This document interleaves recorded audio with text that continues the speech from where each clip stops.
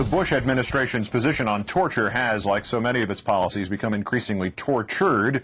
Should come as no surprise. But in our number 3 story in the countdown, various mouthpieces of this administration are now falling all over themselves to say that Vice President Cheney has not endorsed nor admitted that U.S. interrogators have ever used the practice known as waterboarding.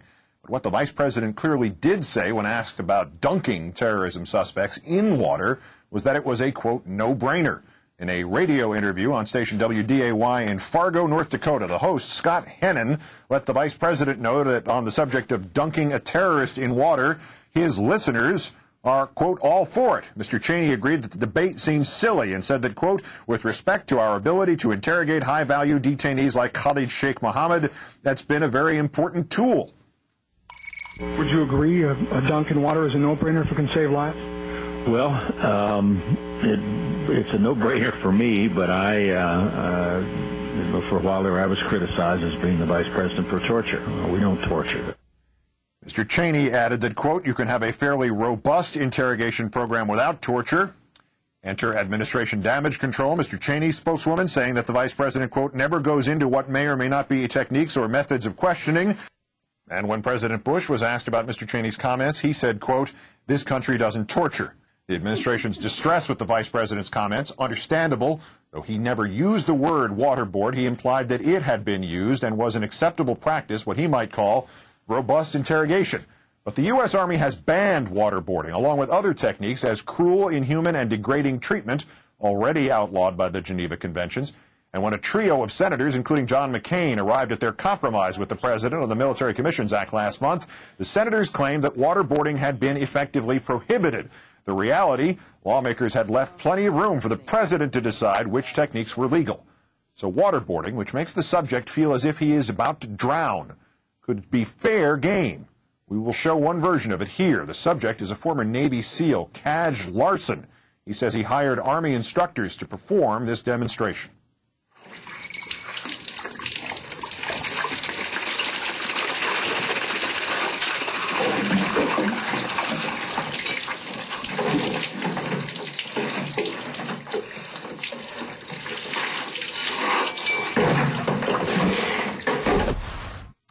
Let's call in George Washington University law professor and noted constitutional law expert Jonathan Turley. Thanks for your time tonight, sir.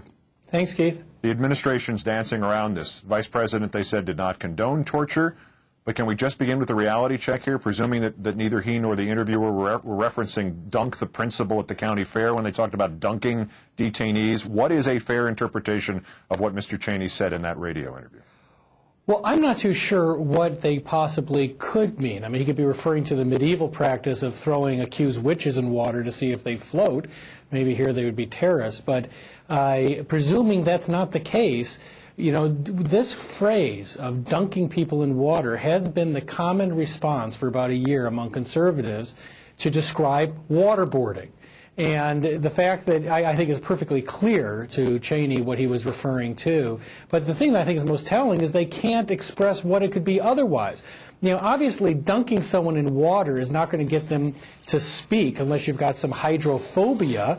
You have to put them in water to make them think they're drowning. And the only way to do that is to put them close to drowning. That's the only way this technique can work. Otherwise, you're just getting the guy wet. And so, you know, what is bizarre about all of this is that they would try to maintain the sort of not-so-noble lie. The whole world knows we've waterboarded. There have been statements made by government officials to the media that they waterboarded, including the Sheikh Mohammed guy. But they desperately wanted to maintain some plausible deniability because it is clearly torture. We tried people for this as war criminals. And with a couple of weeks before the election, they know that there's a lot of good Americans out there that may be very conservative and very patriotic. But they also know that torturing someone is evil. It's not just a war crime. It's the definition of evil.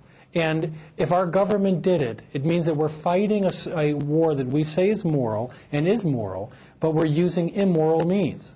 Plus, you don't even have to get to the morality of it. It produces bad results in terms of information. That's right. But, you know, the Military Commissions Act, which, as we have discussed here, not only killed habeas corpus, but essentially gave the president the authority to decide what constitutes torture. It's bad enough we've devoted time on that subject, some of it with you on this NewsHour repeatedly. But did the vice president manage to illustrate something even bigger than this attitude behind that legislation, as in, we're going to do whatever we want, and we're going to call it whatever we need to call it? That's right. And, the terms keep on getting more innocent, as if, waterboarding is something you can take the children to. And it's this whole mastery of rhetoric that this administration is the best at. People talk about Clinton saying what the meaning of is.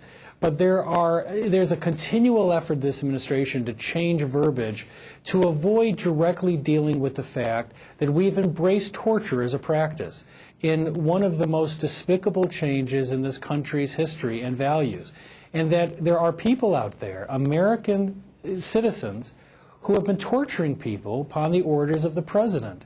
And they've been doing it in our name. They've been doing it as official policy.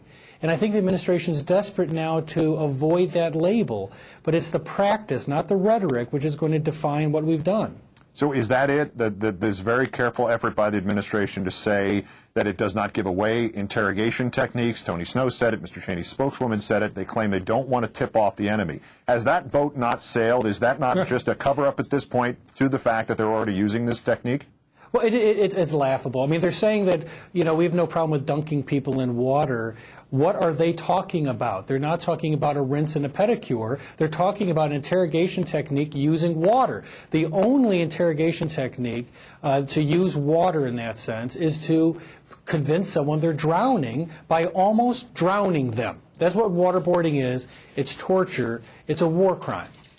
Right. Hypothermia is unpleasant, and it's probably a war crime as well, but it's not the same thing. There aren't very many other explanations, as you point out so aptly. Jonathan Turley, Professor of Constitutional Law at George Washington. As always, sir, great thanks for your time. Thank you, Keith. Have a good weekend. You too. It will not be